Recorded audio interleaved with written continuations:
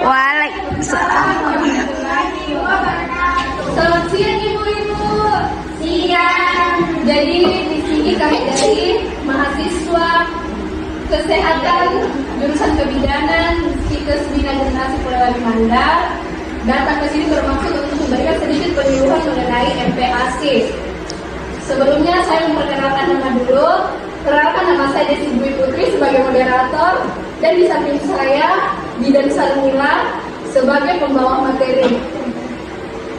Untuk mempersingkat waktu, saya akan memberikan langsung kepada Bidan Sarmila untuk memberikan materi mengenai MPASI. Waktu dan tempat saya persilahkan. Terima kasih saya ucapkan ke moderator atas kesempatan yang telah diberikan. Selamat pagi Ibu-ibu. Pagi Bidan. Bagaimana kabarnya?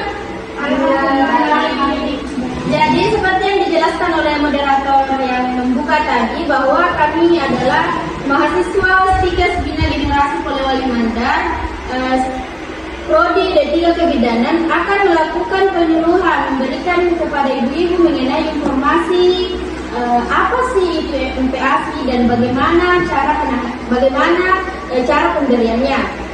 Nah, balik ke judul yaitu MPASI. Apa sih yang dimaksud dengan MPASI? Jadi ibu-ibu, MPASI adalah makanan pendamping ASI, makanan tambahan selain ASI dan diperkenalkan kepada bayi secara bertahap selama periode MPASI. Jadi pemberian ASI ini dilaksanakan ketika bayi berumur 6 bulan. Jadi tidak diperkenankan memberikan bayi di bawah umur 6 bulan.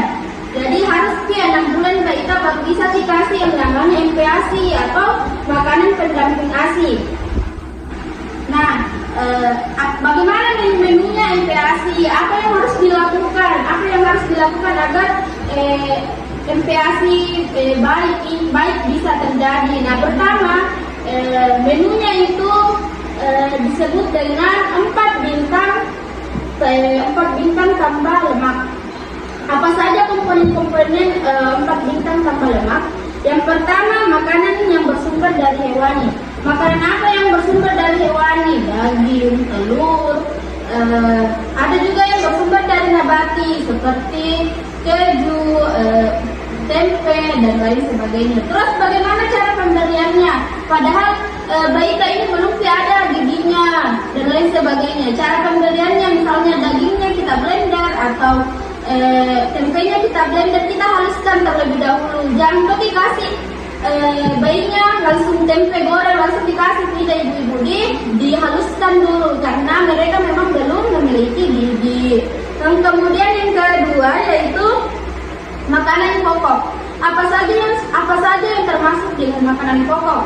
Makanan pokok yang paling umum di Indonesia itu nasi. Nah, di belahan dunia lain ada gandum, ada singkong. Cuma paling umum yang digunakan di Indonesia itu nasi.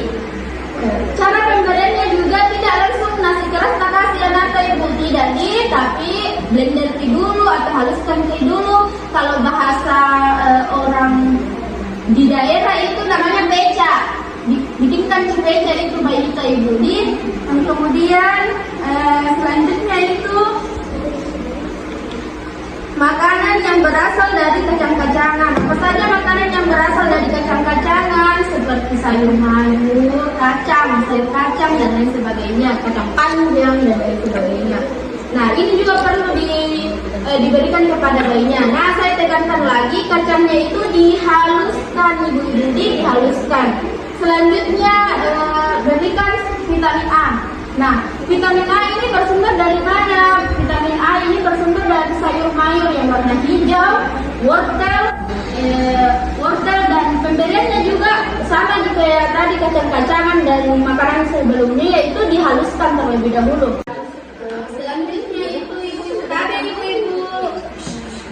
Selanjutnya itu ibu-ibu lemak. Nah, lemak ini bersumber dari mana, Ti? Jadi lemak ini bersumber dari misalnya minyak yang kita gunakan untuk apa? Mungkin tadi dagingnya kita goreng dulu baru kita haluskan, atau atau tempenya tadi kita goreng dulu baru kita haluskan. Jadi ini komponen-komponen yang harus ada pada MPASI. Mengapa? Supaya gizi, nutrisi yang ada di MPASI juga penuhi atau baik atau lengkap yang sesuai dibutuhkan oleh balita yang berumur 6 bulan sampai umur 2 tahun. Jadi ibu-ibu pemberian MPASI itu dilakukan saat balita berumur 6 bulan sampai 2 tahun. Mengapa sampai 2 tahun? Karena sejatinya pemberian air susu ibu itu hanya diperuntukkan sampai di umur 2 tahun. Jadi kalau 2 tahun di umurnya balita atau anak tak berhenti susui dengan cara apa tadi? Dengan cara misalnya kalau orang dulu bisa baluri payudaranya dengan hal-hal yang pahit dan lain sebagainya. Sekian saya kembalikan ke moderator. Baik, itulah tadi penyampaian materi dari Bidan Sanula.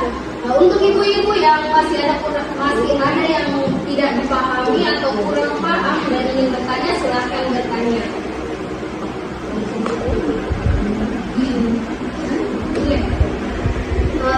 Iya, Ibu Fajri.